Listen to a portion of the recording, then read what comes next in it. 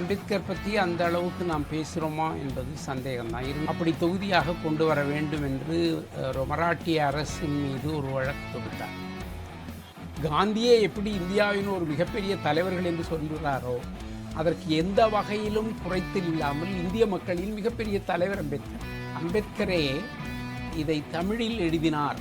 இந்த செய்யறிவு, artificial intelligence மூலமாக அதை மொழிபெயர்க்கிற ஒரு சோதனை முயற்சியை நாங்கள் மேற்கொண்டோம். அம்பேத்கர் தீண்டாமையை பற்றி என்ன சொல்லியிருக்கிறாரு அப்படின்னு நீங்கள் பார்க்கணுன்னு நினச்சிங்கன்னா அந்த முழு தொகுதியை நீங்கள் புரட்டி பார்க்க வேண்டாம். வாசகர்களுக்கு வணக்கம். உலகம் அறிந்த தமிழக மக்களுக்கு மிகவும் பிடித்தமான பேராசிரியர் தோழர் வி. அரசு அவர்களோட ஒரு நேர்காணலுக்கு நம்ம இங்கே வந்திருக்கிறோம். தமிழ் வளர்ச்சித்துறையும் நியூ செஞ்சுரி புத்தக நிறுவனமும் இணைந்து வெளியிட்ட அண்ணல் அம்பேத்கர் ஆக்கங்கள் மக்கள் பதிப்பு, அதை பற்றி பேசுகிறதுக்கு அதோட முதன்மை பதிப்பாசிரியர் வி. அரசு தோழர் இருக்கிறாங்க. அவங்கள்ட்ட இருந்து நம்மளோட உரையை ஸ்டார்ட் பண்ணலாம். வணக்கம் தோழர். வணக்கம் தோழர். இவ்வளோ தொகுப்பு, இவ்வளோ பெரிய பதிப்பு, இவ்வளோ வருஷத்துக்கான பணி February 2024 ஆரம்பிச்சது அப்படின்னு சொல்லியிருந்தீங்க. இதை பற்றின வரலாறு மட்டும் நீங்கள் என்னன்னு சொல்லுங்கள்.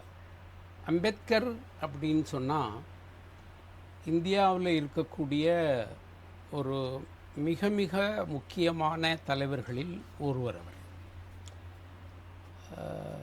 வழக்கமாக நாம் காந்தியார் பற்றி அதிகமாக பேசுவோம். அம்பேத்கர் பற்றி அந்த அளவுக்கு நாம் பேசுகிறோமா என்பது சந்தேகம்தான். இருந்தாலும் இந்திய அரசியலில் அண்ணல் காந்தி அவர்களுக்கு இணையாக பேசப்பட வேண்டிய ஒரு இந்திய அரசியல் மேதை, அரசியல் சார்ந்த செயல்பாட்டாளர் அண்ணல் அம்பேத்கர்.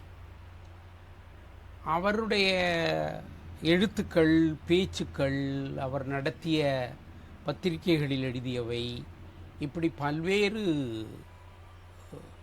ஆவணங்களை எல்லாம் தொகுத்து ஒரு நூல் வடிவில் கொண்டு வர வேண்டும் என்ற ஒரு முயற்சி ஒன்று இந்தியாவில் நடந்தது. அந்த வரலாறு, அந்த அம்பேத்கருடைய அந்த வரலாறு பற்றி நாம் சுருக்கமாக சொல்ல வேண்டிய அவசியம் இருக்குது. 1975-76 வாக்கில் ஒரு மும்பை உயர்நீதிமன்றத்தில் ஒரு வழக்கு தொடர்ந்தார். ஏன் அம்பேத்கர் 1956 மறைந்து போன பிறகு அவருடைய ஆக்கங்களை எல்லாம் தொகுத்து தொகுதிகளாக கொண்டு வரக்கூடாது, அப்படி தொகுதியாக கொண்டு வர வேண்டும் என்று ஒரு மராட்டிய அரசின் மீது ஒரு வழக்கு தொடுத்தார். அந்த வழக்கின் விளைவாக 1979 மராட்டிய அரசு அம்பேத்கர் நூல்களை தொகுத்து வெளியிடுவதற்கென்று ஒரு அமைப்பை உருவாக்கியது. அந்த அமைப்புக்கு பேர் doctor Baba Sahib Ambedkar source material publishing committee. அது அங்கு இருந்த ஹையர் அண்ட் டெக்னிக்கல் எஜுகேஷன் துறையோடு இணைந்து அந்த 1978 முதல் அவர்கள் அந்த பணியை தொடங்கினார்கள். அதனுடைய முதல் தொகுதி 1979 வந்தது. அப்படி 79 தொடக்கம் 2005 வரை அந்த மராட்டிய அரசினுடைய அந்த அம்பேத்கரின் மூல நூல்களை வெளியிடுகிற பிரிவு தொடர்ந்து செயல்பட்டு வந்து இதுவரை ஒரு 23 தொகுதிகளை கொண்டு வந்திருக்கிறது. அது இல்லாமல் அம்பேத்கருடைய பத்திரிகைகள் எல்லாவற்றையும் அப்படியே பதிப்பித்து அதை ஒரு 6 தொகுதிகளுக்கு மேற்கொண்டு வந்திருக்கிறார். இப்போது இது என்ன நடந்ததுன்னு சொன்னால், அம்பேத்கர் நூற்றாண்டு விழா வந்த காலத்தில் 1991-92 வாக்கில் இந்திய முழுக்க அம்பேத்கரை மிகவும் கொண்டாடக்கூடிய ஒரு சூழல் உருவானது. அப்பொழுது 1984-85 வாக்கில் நடுவண் அரசு அம்பேத்கர் ஃபவுண்டேஷன் என்ற ஒரு அமைப்பை உருவாக்கியது. அந்த அம்பேத்கர் ஃபவுண்டேஷன் அமைப்பு நடுவண் அரசின் நூல் வெளியீட்டு பிரிவின் உதவியோடு நிறைய நூல்களை வெளியிடுவதற்கான பொருளாதார உதவியை செய்து வந்தது. இவர்கள் மராட்டிய அரசு வெளியிட்டிருக்கக்கூடிய அம்பேத்கருடைய இந்த பேச்சும் எழுத்தும் என்ற அந்த தொகுதிகளை ஏன் தமிழில் மொழிபெயர்த்து வெளியிடக்கூடாது என்ற ஒரு திட்டத்தை நியூ செஞ்சுரி புத்தக நிறுவனம் இந்த அம்பேத்கர் ஃபவுண்டேஷன் அவர்களிடம் கோரிக்கையை முன்வைத்தது. அவர்கள் அதை ஏற்றுக்கொண்டார்கள்.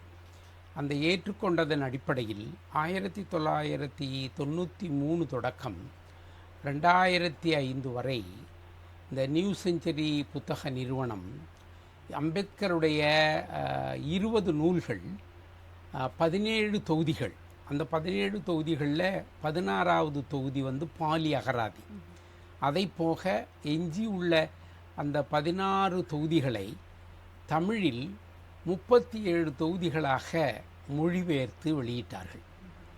இப்படித்தான் இந்திய மொழிகளில் முதலாக அம்பேத்கர் தமிழில் 37 தொகுதிகளாக வெளிவந்த வரலாறு தொடங்கியது.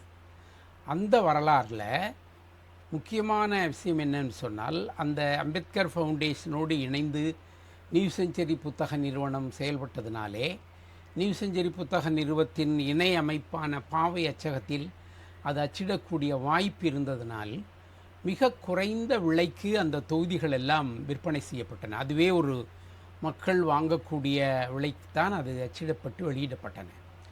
அப்படி வெளியிடப்பட்ட அந்த 37 தொகுதிகள் மிக வேகமாக விற்று தீர்ந்தன. இந்த பின்புலத்தில் 2022 ஏப்ரல் மாதம் வாக்கில் தமிழக அரசு, தமிழகத்தின் முந்தைய முதல்வர் மு.க. ஸ்டாலின் அவர்கள் அம்பேத்கர் நூல்களை தமிழில் வெளியிட வேண்டும் என்று ஒரு அறிவிப்பை சட்டமன்றத்தில் கொண்டு வந்தார். அதில் அவர் மக்கள் பதிப்பாக அவற்றை கொண்டு வர வேண்டும் என்றும் அறிவித்தார். அதற்கென சுமார் 5 கோடி அளவிற்கு நிதியை ஒதுக்கினார். அந்த பின்புலத்தில் நியூ செஞ்சுரி புத்தக நிறுவனமும் தமிழக அரசினுடைய துறையான தமிழ் வளர்ச்சித்துறையும் இணைந்து இந்த அம்பேத்கர் நூல்களை வெளியிடுவதற்கான ஒரு ஒப்பந்த பணியினை மேற்கொண்டது. இது 2024 பிப்ரவரி மாதத்தில் அந்த ஒப்பந்தம் ஏற்பட்டது. அதற்கென அரசாணை வழங்கினார்கள். அந்த 24 தொடங்கி இந்த அம்பேத்கர் நூல்களை எப்படி வெளியே கொண்டு வருவது என்பதற்கான ஒரு பதிப்பு குழுவை நியூ செஞ்சுரி புத்தக நிறுவனம் உருவாக்கியது. அதைப்போல இந்த தமிழ் வளர்ச்சித்துறையினர் ஒரு நெறியாள்கை குழுவை உருவாக்கியது. இந்த நெறியாள்கை குழுவின் ஆலோசனையின் அடிப்படையிலே இந்த நியூ செஞ்சுரி புத்தக நிறுவனத்தின் பதிப்பு குழு இந்த அம்பேத்கர் நூல்களை வெளியிடுகிற இந்த பணியை தொடங்கியது. இது எப்படி வெளியிட்டோம், இப்படி என்ன மாதிரி செய்தோம் என்று சொன்னால், முதலில் இந்த 37 தொகுதிகளை வெளியிட வேண்டும். ஆனால் அந்த தொகுதிகளை அப்படியே வெளியிடுவது என்பது சரியாக இருக்காது. எனவே நாங்கள் அந்த தொகுதிகளை அடிப்படை தரவாக கொண்டோம். பிறகு இந்த மராட்டிய அரசு 18லிருந்து 23 வரை மராட்டியில் 18, 19, 20 என்று 3 தொகுதிகளையும், 21, 22, 23 என்று 4 தொகுதிகளை ஆங்கிலத்திலும் அது வெளியிட்டது. இவ்வாறு வெளியிட்டிருந்த அந்த விவரங்கள் நாங்கள் அந்த மராட்டிய அந்த அமைப்புக்கு எழுதி கேட்டோம். அவற்றின் படிகளை எங்களுக்கு வழங்குமாறு நாங்கள் கேட்ட பொழுது, அந்த மராட்டிய அரசின் அந்த வெளியீட்டு துறையை சார்ந்தவர்கள் மிகுந்த நேயத்தோடும் அன்போடும் அவற்றை எங்களுக்கு கொடுத்து உதவினார்கள். பிரதீப் அக்லவே என்று சொல்லக்கூடிய அந்த நிறுவனத்தின் செயலாளராக இருந்தவர் அவளோடு நான் பலமுறை பேசினேன். தொலைபேசியில் பேசி பிறகு அந்த நூல்களை எல்லாம் அவர்கள் ஒரு கூரியர் வழியாக எங்களுக்கு அனுப்பி வைத்தார்கள். எங்களுக்கு கூரியர் செலவு மட்டுமே, அந்த நூல்கள் எல்லாம் இலவசமாக எங்களுக்கு கொடுக்கப்பட்டது. ஆக அம்பேத்கருடைய மராட்டிய அரசு வெளியிட்டிருக்கக்கூடிய 23 தொகுதிகளும் எங்களுடைய கவனத்திற்கு வந்தது. இந்த 23 தொகுதிகளையும் ஒரு 16 பொருண்மையின் கீழாக பிரித்து அந்த பொருண்மை அடிப்படையில் 100 தொகுதிகளாக கொண்டு வருவது என்று திட்டமிட்டோம். அந்த திட்டமிடல் தான் 24 தொடங்கி அது 26 மார்ச் என்ற காலம் வரை அது நிறைவேறியிருக்கிறது. ஆகையினாலே இந்த நூல் வெளியீட்டு பின்னணி வரலாறு என்பதை நாம் இப்படித்தான் புரிந்து கொள்ள வேண்டும். ரொம்ப அருமையாக சொல்லியிருந்தீங்க. ரொம்ப வியப்பாக இருந்துச்சு சொல்லப்போனால். எவ்வளோ வருஷத்துக்கு முன்னாடி ஆரம்பிச்சது, இவ்வளோ தூரம் நம்ம வந்திருக்கிறோம். அண்ட் நீங்கள் சொன்ன மாதிரி ஒரு முக்கியமான விஷயம், வெளிவந்த தொகுப்புகள் எல்லாமே ரொம்ப வேகமாக மக்களிடம் போய் சேர்ந்துச்சு. மக்கள் பதிப்பு அப்படிங்கிறது வந்து போன அரசு வந்து எடுத்த முன்னெடுப்பு ரொம்பவே சாத்தியப்பட்டதுக்கு காரணம் வந்து நம்மளோட நியூ செஞ்சுரி புத்தக நிறுவனத்தோட அண்ணல் அம்பேத்கர் ஆக்கங்கள் குழுவுமே நம்ம சொல்லலாம். அது வந்து ரொம்ப நல்லாவே செயலாச்சு. அடுத்ததா தொடர், இப்போ வந்து இந்த புக்கை நீங்கள் மொழிபெயர்த்து இந்த தொகுப்பாக வெளியிடுறீங்க. என்ன முறையெல்லாம் நீங்கள் வந்து இதில் பயன்படுத்துனீங்க? அது ரொம்ப முக்கியமானது. இந்த அரசினுடைய உதவி கிடைத்த பிறகு என்சிபிஹெச் நிறுவனத்தில் இருக்கக்கூடிய அந்த எல்லா விதமான வசதிகளையும் பயன்படுத்தி கொண்டு நாங்கள் அது செயல்படுத்தியது. இந்த மக்கள் பதிப்பு குழு என்ற ஒரு குழுவை நாங்கள் உருவாக்கினோம். அதில் 10 தோழர்கள் இணைந்து செயல்பட்டோம். எல்லோரும் அவர்கள் வீட்டிலிருந்து அவர்களுக்கென்று கொடுக்கப்பட்ட அந்த கணிப்பொறி வழியாகத்தான் இந்த வேலையை செய்தோம். இது இன்றைக்கு இந்த கணிப்பொறி யுகமாக மாறியதனால் இந்த வேலை மிக எளிதாக நடைபெற்றது என்று கூட சொல்லலாம். நாங்கள் முதலில் அந்த மூல பிரதிகளை, குறிப்பாக இந்த 37 தொகுதியில் உள்ள பிரதிகளை எல்லாம் கணிப்பொறியில் ஏற்றினோம். அதற்கு பிறகு இந்த மராட்டி மொழியில் இருக்கக்கூடிய 18, 19, 20 தொகுதிகளில் அதன் 18வது தொகுதியை மலையாளத்தில் மொழிபெயர்த்திருந்தார்கள். ஆகையினாலே அந்த மலையாளத்தில் மொழிபெயர்த்ததை நம்முடைய காந்தி கிராம பல்கலைக்கழகத்தைச் சேர்ந்த ஆனந்தகுமார் அவருடைய உதவியோடு அதை தமிழில் மொழிபெயர்த்தோம். பிறகு இந்த 19, 20 ஆகிய 2 மராட்டிய தொகுதிகளையும் அண்மையில் உருவாகி இருக்கக்கூடிய இந்த செய்யறிவு ஆர்டிஃபிஷியல் இன்டெலிஜென்ஸ் மூலமாக அதை மொழிபெயர்க்கிற ஒரு சோதனை முயற்சியை நாங்கள் மேற்கொண்டோம். அது முதலில் மராட்டிய மொழியிலிருந்து ஆங்கில மொழியில் மொழிபெயர்த்தோம். ஆங்கில மொழியில் அவற்றை வாசித்து பார்த்தோம். ஆங்கில மொழியிலிருந்து பிறகு தமிழில் மொழிபெயர்த்தோம். அந்த மொழிபெயர்ப்பு செய்யறிவு மூலமாக வெற்றிகரமாக இருக்கிறதா என்பதை சோதனை செய்வதற்காக மராட்டிய மொழி அறிந்த அறிஞர்களிடம் அந்த மராட்டிய மூல பிரதியையும் இந்த செய்யறிவு மூலமாக நாங்கள் தமிழில் கொண்டு வந்த பிரதியையும் தமிழும் மராட்டி மொழியும் தெரிந்த நண்பர்களிடம் அவற்றை கொடுத்து சரி செய்வதற்காக நாங்கள் ஒரு சோதனையை மேற்கொண்டோம். அதுவும் ஓரளவுக்கு வெற்றிகரமாக இருந்தது. பிறகு நாங்கள் அதை ஆங்கில பிரதியோடு ஒப்பிட்டு சரி செய்தோம். வாசிக்கிற பொழுது இது சரியாகத்தான் இருக்கிறது, அம்பேத்கர் இப்படித்தான் பேசியிருப்பார் என்பதை நாங்கள் புரிந்து கொள்ள முடியும். ஏனென்று சொன்னால் அம்பேத்கருடைய 37 தொகுதி தமிழில் இருக்கக்கூடியதையெல்லாம் வாசித்த அனுபவம் உடையவர்கள் தான் இந்த பிரதியும் வாசிக்கிறார்கள். ஆகையினாலே அது ஒரு நல்ல மனநிலைமையில் அந்த பிரதிகளை தமிழில் கொண்டு வந்தோம். அது மாதிரி 21, 22 அம்பேத்கர் குறித்த மிகப்பெரிய பட ஆல்பம், 23 அம்பேத்கருடைய கல்வி வேறு தொடர்புகள், 21வது தொகுதி அவருடைய கடித பிற தொடர்புகள், இவற்றை எல்லாவற்றையும் தமிழில் மொழியாக்கம் செய்தோம். இப்படி இந்த 18லிருந்து 23 வரை செய்த மொழியாக்க மரபு என்பது ஒரு பக்கமும், அதைப்போல முதல் தொகுதியிலிருந்து 17வது தொகுதி வரை செய்த மொழியாக்க மரபு என்சிபிஹெச்சை சார்ந்த சுமார் 50க்கும் மேற்பட்டவர்கள் ஒரு தொடர்ச்சியாக 10-12 ஆண்டுகளில் பல இடங்களில் பலரால் மொழிபெயர்க்கப்பட்டு அச்சிடப்பட்ட அந்த பிரதி, அது ஒரு பக்கம். இவை எல்லாவற்றையும் நாங்கள் உருவாக்கிய இந்த 16 பொறுமையின் கீழ் பிரித்தோம். இந்த பொறுமைகள் என்று சொன்னால் சாதியம், பௌத்தம், காந்தியம், முஸ்லீம், இந்திய அரசியலமைப்பு சட்டம், இப்படியான பொருண்மைகளிலே அவை இந்த 16 பொருண்மைகள் அமையும். இந்த ஒவ்வொரு பொறுமையிலும் இந்த 23 தொகுதியில் உள்ளவற்றை 100 தொகுதிகளாக நாங்கள் கட்டமைத்தோம். சாதியம் என்ற சபதமாக பேசிய நூல்களுடைய தொகுதிகளை எங்களுக்கு ஒரு 6-7 தொகுதிகளாக வருகிறது. அப்போ காந்தி பற்றி பேசியது ஒரு 4 தொகுதிகளாக வருகிறது. முஸ்லீம்கள் பற்றி பேசியது 3 தொகுதிகளாக வருகிறது. பௌத்தம் பற்றி பேசியது 4 தொகுதிகளாக வருகிறது. இப்படி அம்பேத்கருடைய அந்த 1916 தொடங்கி 1930 காலம் வரையாக அவர் நூல் வடிவில் எழுதியவற்றையெல்லாம் முதல் நாங்கள் பதிப்பிக்க தொடங்கினோம். அந்த பதிப்பின் அதன் வழியாக எங்களுக்கு ஏறக்குறைய ஒரு 15 மேற்பட்ட தொகுதிகள் வந்தது. பிறகு அவர் மகாராஷ்டிர அரசாங்கத்தில் அந்த சட்டமன்றத்தில் மேலவையில் பல்வேறு இடங்களில் பேசிய பேச்சுக்கள், எழுத்துக்கள் இவைகளையெல்லாம் நாங்கள் தொகுத்து கொண்டு வந்தோம். அதற்கு பிறகு அந்த ஆங்கில நூல்களில் அவர்கள் என்ன செய்திருந்தார்கள் சொன்னால், அம்பேத்கருடைய பாராளுமன்ற பேச்சுக்கள், அதே போல் அம்பேத்கர் சட்ட உருவாக்கம் செய்வதற்காக உருவாக்கிய அந்த ஆவணங்கள், அது மாதிரி அம்பேத்கர் பல்வேறு பிரித்தானிய அரசோடு பேசிய பொழுது, குறிப்பாக இந்த வட்டமேசை மாநாடுகள், இப்படி பல வடிவங்களில் பேசியதை எல்லாவற்றையும் அவர்கள் இந்த தொகுப்புகளில் வெளிக்கொண்டு வந்திருந்தார்கள். அவைகளையெல்லாம் எடுத்தோம். அவற்றையெல்லாம் நாங்கள் சொன்ன இந்த 16 பொருண்மைகளை தனித்தனியாக பிரித்து அந்த தனித்தனி கோப்புகளாக கணிப்பொறியில் உருவாக்கினோம். அந்த கோப்புகளை சரி செய்ய தொடங்கினோம்.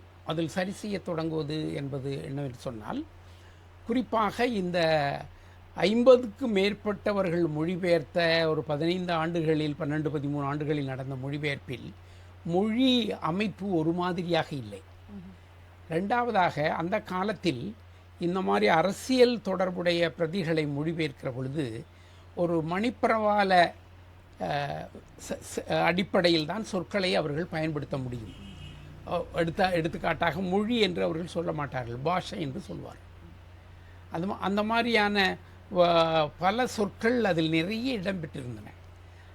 அவற்றையெல்லாம் நாங்கள் நல்ல தமிழ் சொற்களாக கட்டமைத்தோம். அப்புறம் அவற்றில் நீண்ட பெரிய தொடர்கள், வாசிப்பதற்கு ஒரு மிகப்பெரிய அலுப்பை தரக்கூடியதாக அது இருந்தது. அந்த அலுப்பை போக்குகிற வகையில் சிறிய சிறிய தொடர்களாக மாற்றினோம், பொருள் மாறாமல். இப்படி பல்வேறு விதமான பதிப்பு பணிகளை எல்லாவற்றையும் இணைத்து இவற்றை முதல் கட்டத்தில் இந்த குழுவில் இருக்கக்கூடிய நண்பர்கள், தோழர்கள் வாசிப்பார்கள். இரண்டாவதாக அந்த தமிழ் வளர்ச்சித்துறையின் மூலமாக நியமிக்கப்பட்ட நெறியாள்கை குழுவை சார்ந்தவர்கள் வாசிப்பார்கள். அவர்கள் அதையெல்லாம் நாங்கள் ஒருங்கிணைத்து கடைசியாக அந்த ஒரு கடைசி வாய்ப்பாக மெய்ப்பு திருத்தம், இந்த வேலைகளை எல்லாம் NCBH ஊழியர்களும் அல்லது இந்த பதிப்பு குழுவை சேர்ந்த நண்பர்களும் செய்வார்கள். கடைசியில் அந்த பொருண்மையில் இருக்கக்கூடிய 10 தொகுதிகள், 8 தொகுதிகள், 6 தொகுதிகள் என்பவற்றை நான் முழுமையாக வாசிப்பேன். வாசித்து அவற்றை வாசிக்கக்கூடிய வாசகர் மிக எளிதாக அந்த தொகுதிகளுக்குள் செல்வதற்காக ஒரு அறிமுக கட்டுரையை குறைந்தது ஒரு 20லிருந்து 30 பக்கத்திற்கு குறையாமல் எழுதுகிறதை நாங்கள் மரபாக கொண்டிருந்தோம். இப்படித்தான் அந்த நூலை அந்த பழைய பிரதியை புதிய, நவீன, எளிய முறையில் வாசிக்கக்கூடிய, பொருண்மை சார்ந்து வாசிக்கக்கூடிய, அதைவிட கால மரபில் அந்த பணுவல்களை எல்லாம் நாங்கள் அந்த கால ஒழுங்கிலும் அதை கொண்டு வந்தோம். இப்படித்தான் அந்த நூல்களை நாங்கள் பதிவு செய்தோம் என்பதை சொல்லிக்கொள்ள விரும்புகிறேன்.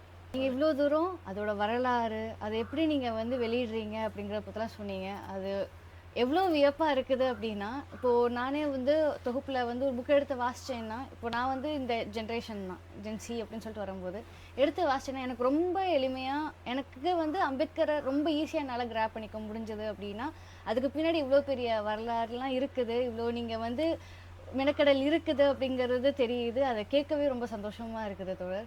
அடுத்ததாக ஒரு கேள்வி, இந்த மக்கள் பதிப்பு அப்படின்னு சொல்லிட்டு ஒரு விஷயம், அதை எளிமைப்படுத்தி மக்கள்கிட்ட போய் சேர்க்கணும் அப்படிங்கிற ஒரு விஷயம் இருக்குது. ஸோ இந்த நூல் தொகுப்பு உருவாக்கம் பற்றி நீங்கள் கொஞ்சம் சொன்னீங்கன்னா நல்லாயிருக்கும். இது வழக்கமாக இப்போ ஒரு நூல் பதிப்பிக்கிறதுன்னா அதுக்கு ஒரு மெத்தடாலஜி அப்படின்னு சொல்லக்கூடிய ஒரு முறையில் நம்ம பின்பற்றணும்.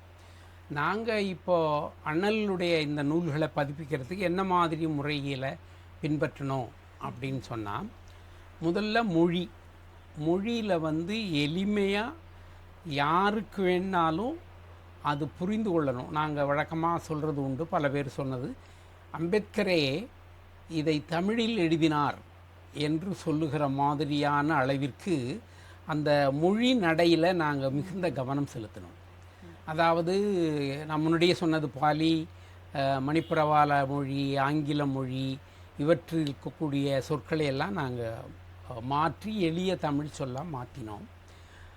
அப்புறம் இந்த இந்த இந்த பிரதிக்குள்ள வரக்கூடிய சொற்கள் பலருக்கு எல்லாருக்கும் தெரியும் அப்படின்னு சொல்ல முடியாது. அவர் வந்து ரொம்ப ஒரு அரிய கலைச்சொற்கள் எல்லாம் அதுக்குள்ளே பயன்படுத்துவார். அப்படியான கலைச்சொற்களை அவர் பயன்படுத்துகிற பொழுது அதனுடைய பொருள் படிக்கிறவங்களுக்கு தெரியாது. அதற்காக நாங்கள் என்ன செஞ்சோம்னா, ஒரு கலைச்சொல் அகராதி என்று ஒன்றை அந்த ஒவ்வொரு தொகுதிக்கும் உருவாக்கினோம். அந்த உருவாக்கி அதை பின் இணைப்பில் நாங்கள் கொடுத்தோம். அப்போது படிச்சுக்கிட்டே இருக்கிறவர் அந்த சொல் புரியலைன்னு சொன்னால் உடனே பின்னாடி தள்ளி பார்த்தாருன்னா அதுக்கு நல்ல விளக்கம் இருக்கும். அப்படியான அந்த கலைச்சொல் அகராதி உருவாக்கமும் நாங்கள் அதில் செய்தோம். அதை விட இப்படி ஒரு நிறைய தொகுதிகளாக வரக்கூடிய நூல்களுக்கு ஒரு உடனடியாக புரிந்து கொள்கிற ஒரு தன்மை வேணும். இப்போ அதுக்கு வழக்கமாக நூல்களில் செய்கிறது ஆங்கிலத்தில் இண்டெக்ஸ்ன்னு சொல்லுவாங்க. தமிழில் நாங்கள் அந்த சொல்ல சுட்டி என்று கலைச்சொல்லாக்கம் பண்ணியிருக்கோம். இந்த சுட்டிங்கிற சொல்ல கலைச்சொல்லாக்கம் பண்ணியவர் நம்முடைய பேராசிரியர் சிவத்தம்பி. அதுக்கு முன்னாடி அது பொருளடக்கம், பொருள் வரிசை, பெயர் வரிசை, இப்படி பல பெயர் கொடுத்துட்டு இருந்தாங்க. அதை நாங்கள் சுட்டி ஆங்கிலத்தில் இருக்கக்கூடிய அந்த சொல்லினுடைய நல்ல நேரடி மொழியாக்கமாக செஞ்சோம். அந்த சுட்டி தயாரிச்சிருக்கோம். சுட்டின்னா என்னென்னா, இப்போ ஒரு வால்யூமை எடுத்துட்டு நீங்கள் அதில் அம்பேத்கர் தீண்டாமையை பற்றி என்ன சொல்லியிருக்கிறாரு அப்படின்னு நீங்கள் பார்க்கணுன்னு நினச்சிங்கன்னா அந்த முழு தொகுதியையும் நீங்கள் புரட்டி பார்க்க வேண்டாம். அந்த இண்டெக்ஸ்குள்ளே போய் இந்த தீண்டாமை அப்படிங்கிற ஒரு சொல் இருக்கும். அந்த சொல்லு எந்தெந்த பக்கத்தில் இருக்கும் அப்படின்னா அந்த பக்கத்து பெயர் போடப்பட்டிருக்கும், பக்கம் போட்டிருக்கும். அப்போ நீங்கள் உடனே அந்த பக்கத்தை மட்டும் வாசிச்சிங்கன்னா அம்பேத்கர் தீண்டாமையை பற்றி என்ன செஞ்சார் அப்படிங்கிறத அது உடனே உங்களுக்கு தெரியும். இப்போ இந்த 100 தொகுதிகளுக்கும் நாங்கள் ஒரு இணைப்பு தொகுதியாக ஒரு தொகுதியை செய்கிறோம். அது எப்படின்னு சொன்னால், இப்போ அந்த தொகுதியில் இந்த 100 தொகுதியிலையும் இருக்கக்கூடிய அவ்வளவு பொருளடக்க பகுதியும் இருக்கும். அதே மாதிரி இந்த 100 தொகுதியிலையும் இருக்கக்கூடிய இந்த சுட்டியும் இருக்கும். அப்போது நாங்கள் அந்த ஒரே தொகுதியாக அந்த துணை ரெஃபரன்ஸ் தொகுதியாக ஒரு நோக்கு நூலாக கொடுக்க போகிற தொகுதியை உங்கள் மேசை மேலே வச்சுக்கிட்டிங்கன்னா அம்பேத்கர் காரல் மார்க்ஸ் பற்றி என்ன சொல்லியிருக்கிறார் அப்படின்னு நீங்கள் ஒரு 5 மணித்துளிக்குள்ளேயே வாசித்து முடிச்சிடலாம். எப்படின்னா அந்த தொகுதியை எடுத்துகிட்டு அதில் காரல் மார்க்ஸ் என்ற பெயர் பகுதிக்கு அந்த அகரவரிசையில் போனீங்கன்னா அது எந்தெந்த தொகுதியில் எந்தெந்த பக்கத்தில் அவர் பேசியிருக்கிறாருங்கிறது அப்படியே இருக்கும். அப்போ நீங்கள் அந்த உங்களுடைய மேஜையில் இருக்கக்கூடிய பல தொகுதிகளையும் அந்த தொகுதிகளை மட்டும் எடுத்து அந்த பக்கங்களை நீங்கள் வாசிங்கன்னா காரல் மார்க்ஸ் பற்றி அம்பேத்கர் பேசினது இது அப்படின்னு நீங்கள் ஒரு சில மணித்துளிகளுக்குள்ளேயே உங்களால் அது பண்ண முடியும். இதெல்லாம் நவீன பதிப்பு முறையில், நூல் உருவாக்க முறையில் ரொம்ப முக்கியமானது. ஆங்கிலத்தில் இதெல்லாம் ரொம்ப இயல்பாக செய்வாங்க. ஆனால் தமிழில் அப்படி செய்கிற மரபு ரொம்ப ரொம்ப குறைச்சல். அதுவும் இப்படி ஒரு பெரும் தொகுதிகளாக செய்யக்கூடியதுக்கெல்லாம் கண்டிப்பாக இந்த முறைமை வேணும். ஆகையினால் நாங்கள் அந்த மொழி சார்ந்து, அதுவும் பொருண்மை புரிதல் சார்ந்தும், அதை எளிமையாக வாசித்து அறிந்து கொள்வதற்கும், அப்புறம் அம்பேத்கர் என்னென்ன நூல்களை எல்லாம் பயன்படுத்தினார் அப்படிங்கிறத அந்த நூலுடைய ஒரு நூல் பட்டியல் கொடுத்துருக்கோம். அந்த நூல் பட்டியலில் இந்தந்த புத்தகத்தை எல்லாம் அம்பேத்கரை வாசிச்சிருக்காரு அப்படிங்கிறத தெரியும். இப்படி இந்த தமிழக அரசினுடைய அரசாணைப்படி 300 பக்கங்களுக்கு உள்ள, ஏறக்குறைய 300 பக்கங்களுக்குள்ள ஒரு நூலை 100 ரூபாய் என்ற விலையில் கொடுக்க வேண்டும் என்பதற்கு அடிப்படையாக கொண்டு இந்த அம்பேத்கருடைய 23 மராட்டிய அரசு வெளியிட்ட தொகுதிகளை 100 தொகுதிகளாக தமிழில் நாங்கள் வடிவமைத்து இந்த மக்கள் இப்போ 100 தொகுதிகளும் கூடுதல் விலை 10,000 ரூபாய் தான் ஆகும். இது இன்றைய என்ன சொல்கிறது, பண புழக்கம் சார்ந்து ஒரு பெரிய தொகை இல்லை. அதை நாங்கள் இப்போ படிப்படியாக வெளியிட்டோம். முதலில் 10 தொகுதிகள் வெளியிட்டோம், பிறகு 17 தொகுதிகள் வெளியிட்டோம், பிறகு 21 தொகுதிகள் வெளியிட்டோம், அதுக்கு பிறகு 52 தொகுதிகளை வெளியிட்டோம். ஆகையினாலே இந்த கொஞ்சமாக கொடுத்து இதை வாங்கி வைத்துக்கொள்வதும் எளிதாக இருந்தது. ஆகையினாலே இது வாசிக்கிற வாசகருடைய மனநிலைமை, அவருடைய பொருளாதாரம், வாங்கக்கூடிய பொருளாதார பின்புலம், அது எப்படி ஒரு வணிகச் சந்தையில் கொண்டு சேர்க்க முடியும் என்பது குறித்த அந்த சிந்தனை, இவற்றை எல்லாவற்றையும் அடிப்படையாக கொண்டுதான் நாங்கள் இந்த நூல் உருவாக்க பணியை செய்திருக்கிறோம் என்று சொல்ல முடியும். ரொம்ப வியப்பாக இருக்குது, ரொம்ப அருமையாக இருந்துச்சு தொடர். தோழர் இப்போ வந்து மக்கள் பதிப்பாக நம்ம வெளியிட்டுட்டோம். ஏற்கனவே தமிழில் வந்திருந்துச்சு. அதை நம்ம இப்போ மக்கள் பதிப்பாக வெளியிட்டுட்டோம். நம்ம நிறைய வாசிக்கிறோம். நான் ஒரு விஷயத்த நோட் பண்ணேன். இதை வந்து இதுக்கு முன்னாடி வாங்கின தொகுப்புகள்லாம் வாங்கினது நிறைய யங்ஸ்டர்ஸ் வந்து வாங்கினாங்க. அது பார்க்கவே ரொம்ப வியப்பாக ஆச்சரியமாக இருந்துச்சு. ஆய்வு மாணவர்கள் தாண்டியும் அம்பேத்கரை பற்றி தெரியணுங்கிறது இப்போது, தலைவர்களை பற்றி தெரியணுங்கிறது இப்போது அரசியல் புரட்சி வந்து இளைஞர்கள் மத்தியில் கொஞ்சம் வருது. அப்படிங்கும்போது அம்பேத்கரை வந்து வாசிக்கணுன்ட்டு ஒரு ஆர்வம் வருது. இப்போ நீங்கள் வந்து இதுலேயே இவ்வளோ ட்ராவல் பண்ணியிருக்கிறீங்க, இவ்வளோ வருஷமாக எக்ஸ்பீரியன்ஸும் இருக்குது உங்களுக்கு. அம்பேத்கரை ஏன் வாசிக்கணும்? அம்பேத்கர் நான் தொடக்கத்திலே சொன்னது போல இந்திய தலைவர்களில் மிகவும் கொண்டாடப்பட வேண்டிய தலைவர்களில் ஒருவர் என்பதில் ரெண்டு கருத்துக்கு இல்லை.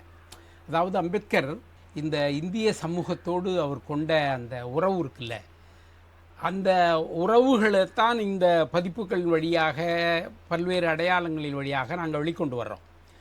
அதுக்குள்ளே அவர் என்ன செஞ்சார், அவர் எப்படி வாழ்ந்தார், எப்படி இருந்தார் அப்படிங்கிறது ரொம்ப முக்கியமானது. நீங்கள் சொல்கிற மாதிரி இன்றைக்கி இந்த ஜென்சி உலகத்தில், இப்போ குறிப்பாக தமிழ்நாட்டில் உருவாகியிருக்கிற சில அரசியல் கட்சியில் கூட அம்பேத்கர், பெரியார் படங்களை எல்லாம் அவர்கள் தங்களுடைய கட்சியினுடைய அடையாளங்களாக காட்டிக்கொள்கிற ஒரு சூழல் உருவாயிருக்கு. தவிர்க்க முடியாமல் அவங்க அம்பேத்கர், பெரியார் எல்லாம் காட்டுறாங்க. இப்போ அவங்களையெல்லாம் அந்த அமைப்பை சார்ந்து ஜென்சியில் வரக்கூடிய அந்த இளைஞர் சமூகம் படிக்க வேண்டிய, தெரிய வேண்டிய அவசியம் இருக்கிறது. அவர்களுக்கு அந்த ஆர்வம் இருக்கிறதாகத்தான் அந்த படத்தை எல்லாம் கொண்டு வர்றாங்கன்னு கூட நம்ம பார்க்கலாம். அதாவது ஒடுக்கப்பட்ட மகர் மக்கள் என்று சொல்லக்கூடிய தீண்டாமை கொடுமைக்கு ஆளாக்கப்பட்ட அந்த மக்களை, அதாவது அம்பேத்கரை பொறுத்தவரை என்னென்னா, அவர் போராடிய மன உணர்வும் அவர்களுடைய சமூக வாழ்க்கையின் மன உணர்வும் ஒன்று, வெவ்வேறு இல்லை. அவருக்கு வந்து இந்த ஒடுக்கப்படுதல், தீண்டாமைக்கு ஆளாகப்படுதல், அது சார்ந்த கொடுமைகளை அனுபவித்ததல் என்பதில் அம்பேத்கர் அனுபவித்தவர். அது ஆகையினால அவர் போராட்ட உணர்வு என்பது முதன்மையாக அவருடைய அந்த மன உணர்வின் வெளிப்பாடாக வந்து இந்த பொது நீர்நிலைகளில் நீர் அருகுதல், நீர் எடுத்தல், இந்த மாதிரி போராட்டம், கோயில் நுழைவு போராட்டம், தீண்டாமையாக நடத்தக்கூடிய அனைத்து விதமான போராட்டங்களையும் அவர் கையில் எடுத்து களப்போராளியாகத்தான் அவர் வெளியில் வந்தார். பிறகு பிரித்தானிய அரசோடு அவர்கள் உருவாக்கிய பல்வேறு அமைப்புகள், எடுத்துக்காட்டாக வட்டமேசை மாநாடு, இப்படி பலவற்றில் இந்த மக்களுக்கு அவளுக்கு, ஆனால் பொதுவாக சமூகத்தில் என்ன ஒரு தவறான கருத்து பதிந்திருக்கிறனால், அம்பேத்கர் ஒடுக்கப்பட்ட சமூகத்தில் பிறந்தவர் என்பதனாலே அந்த ஒடுக்கப்பட்ட மக்களுக்காகவே பேசினார், ஒரு தலித் தலைவர், அதுக்காகத்தான் அவர் செயல்பட்டார். அப்புறம் கொஞ்சம் முன்னால் இந்திய அரசாங்கம் உருவாக்கிய சட்ட தொகுப்புக்கு மட்டுமே அவர் ஒரு அமைப்பாளராக வரைவு சட்டத்தை உருவாக்கினார் என்ற இந்த இரண்டுக்குள்ளே அவரை ரொம்ப குறுக்கி பார்க்குறாங்க. அப்படி இல்லை. காந்தியே எப்படி இந்தியாவின் ஒரு மிகப்பெரிய தலைவர்கள் என்று சொல்கிறாரோ, அதற்கு எந்த வகையிலும் குறைத்தில் இல்லாமல் இந்திய மக்களின் மிகப்பெரிய தலைவர் அம்பேத்கர். அவரை வந்து தலித் மக்களுக்கு சிறப்பாக பேசினார். பேச வேண்டிய அவசியம் இருக்குது. அவங்கள தான் ஒடுக்குறாங்க, அவங்களுக்கு தான் மோசமான சமூக சூழல் இருக்குது. ஆனால் அதே சமயத்தில் வேறு சமூகத்தை சார்ந்தவர்களுடைய உரிமைகளுக்காகவும் அவர் மிக அதிகமாக போராடிய ஒரு ஜனநாயக போராளி. அவர் இந்த பிரெஞ்சு புரட்சியினுடைய சமத்துவம், சகோதரத்துவம், விடுதலை என்கிற இந்த வார்த்தைகளை எங்கெங்கெல்லாம் முடியுமோ அங்கங்கெல்லாம் அவர் பயன்படுத்துவார். இந்திய சமூகத்தில் அந்த சமத்துவம், சகோதரத்துவம், விடுதலை உருவாக வேண்டும் என்பதை அவர் கனவு கண்டார்.